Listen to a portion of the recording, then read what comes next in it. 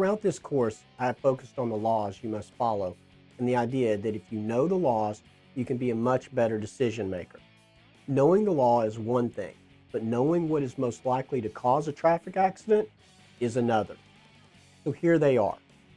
The number one cause of all accidents is driving at an unsafe speed that is below the speed limit. What? This unusually worded category takes into account all of the traffic accidents that occur at low speeds, speeds that are lower than the posted speed limit.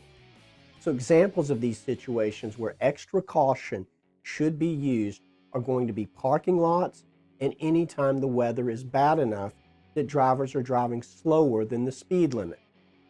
So what this means is that when the weather is bad, drivers slow down, but they still end up in an accident. The main point to be learned here is that when the weather is bad, many drivers still don't slow down enough to compensate for the conditions. Therefore, they get into collisions. Remember, when choosing your speed, you must consider the condition of the road, the weather, and the car you are driving. Bad weather equals extra caution, which means low speeds.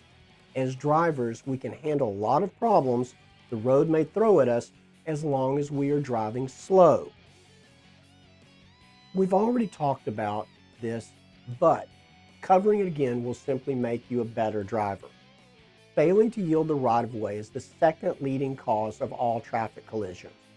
Mastering the rules related to yielding covered in Chapter 3 are essential in meeting the goal of being a collision-free driver. The key rule to remember about yielding is that the right-of-way is always given, it is never taken. Read details of other cars that should be yielding to you but may not. Look at the other car's speed, the direction of their tires, their turn signals, the driver's head movement, so that hopefully you will not get exposed to their finger gestures, if you know what I mean. Driving at night is another huge factor in raising the likelihood of someone ending up in a collision. 25% of our time behind the wheel happens at night. In driving at night, a driver is 3 times more likely to end up in a fatal collision. Therefore, I consider driving at night to really be one of the times to exercise greater caution by driving slower. And last but certainly not least is our old friend alcohol. That is right, never fear, alcohol is here. Alcohol is the number one single cause of all traffic fatalities. I also think alcohol contributes to fatal collisions being 3 times more likely to happen at night than during the day.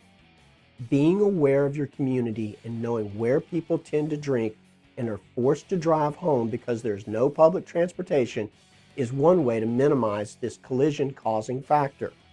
Let's look at a system you can use to help minimize all driving risk and improve your decision making.